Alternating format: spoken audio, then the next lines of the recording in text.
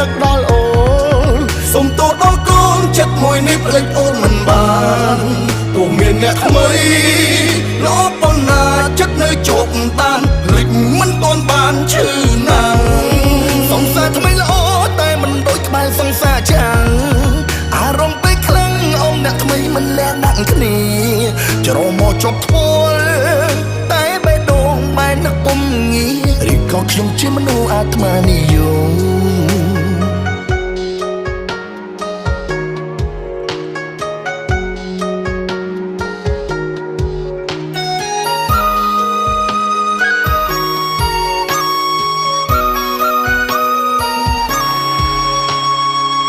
ឯគ្នាច្រើនខែតែចិត្តស្នេហ៍បារម្ភដដែល